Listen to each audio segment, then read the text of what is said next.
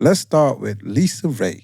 And when I say Lisa Ray, I ain't talking about Lisa Ray from the Players Club. I'm I'm talking about the young female phenom, Lisa Ray, man. I watched that little girl run, and that little girl could run. That little girl could run. I saw her 60, and I saw her 200 in that showcase, man. At 23.4 and 7.24, man, she is amazing. You could tell she's well coached, though. I want to know her coach's name, and hats off to him. She's well coached. Sky's the limit, man. I mean, what did you think about when you watched her race this weekend? Man, she's on fire. I mean, her rhythm, technique, executing her races from the 60 meters all the way to the 200.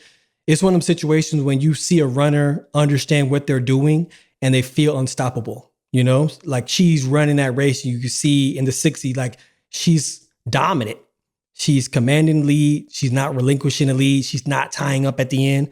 Also in the 200, man, like she looks really, really good, man. Really good. Shouts out to Trinidad and Tobago, especially Tobago. That's where she is. She's a Tobagonian. So I know she's going to be representing for her country soon, you know, saying for world championships in the near future, if not this year as well. Because what she's doing right now is she's burning up the high school track scene right now. She is number one in the track scene for the females. So hope we definitely see more of her. Hope she stays healthy, stays strong, and she go out there and does her thing.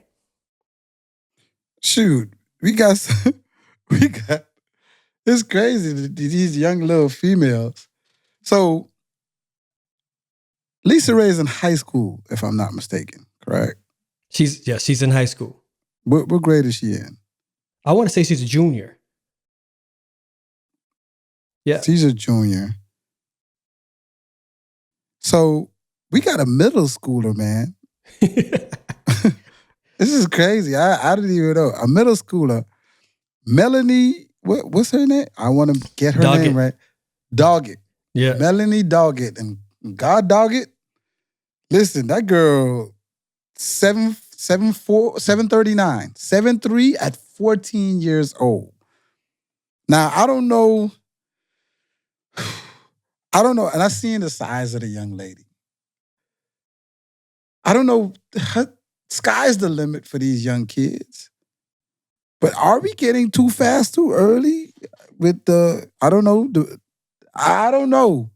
But 7'3" for a 14-year-old is like smoking.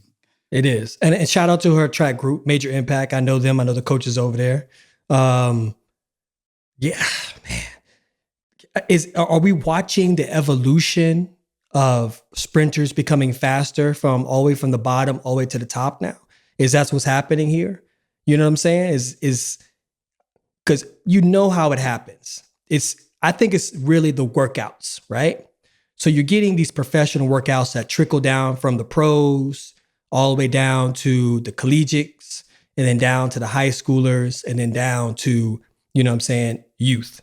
So now you have these youth athletes who are running high school workouts, these high school athletes who are running these college workouts, these college athletes who are running professional, and they might be tweaked a little bit. But the fact is now these coaches realize like, I can train you different. I can train you to be more elite. So is this a good thing or a bad thing? What are we looking at? Is it going to tax them by the time they move up to the next level or next two levels? Or is it something that's really evolving in our track and field space to where now you have these young athletes and high schoolers who are out there females running 7:20 in the 60 meters, and they're going to go outdoors and probably run 11:1, 11:0 really soon. What do you think? I don't think that's a one-way question you can ask that. I think it's loaded, right? So I definitely think, yes, we're watching the evolution of our sport with those workouts coming down. I think you definitely got to be careful as those athletes grow, being that some of their growth plates aren't finished, like closing and all of that, the way they're lifting and everything. Could they be peaked out? Could they ever see? We've seen a lot of phenoms hit their times in high school and never see those times ever again as an adult.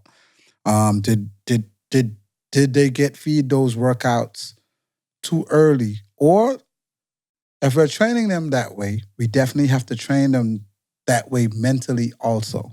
That is the biggest thing, that's the missing link from the high school prodigies, right? The mental part, how to accept defeat. You go from somebody like Christian Miller, you know what I mean? Winning all of his races throughout high school. I guarantee he didn't go into a race too nervous at all in high school because he knew he was going to win. And we saw at the U.S. trials the way he looked. We've never seen him look like that until the U.S. trials. Now he's a pro.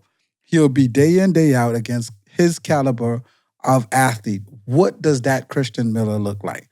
We would have to train definitely the mental part of of that part of the athlete, of the young superstar athlete. So that's why I don't think like it's a one-way answer. It's just there's so many things that could go into it. You know what I mean? So many nuances that's missed when they say for a kid to turn pro, because turning pro in our sport isn't just that simple. It's so many things, Have the kid traveled before? Had the kid understand what overseas food is like? Mm-hmm. Has that kid ran in 50-degree weather? It's not going to be hot all the time. You know what I mean? Had he had bad travel? Did his luggage get missed? You know what I mean? How do if he can't travel first class and he traveling coach, or business class? That's an uncomfortable flight for 7-8 hours going to Europe to run. You know what I mean? Are these things being taught? So I think there is a niche market that's missed if we're going to have all these young kids turning pro and trying to run against us, of somebody who needs to teach that. You know what I mean? And good thing we have a book coming out from the Gatlin consulting firm talking about all those things. So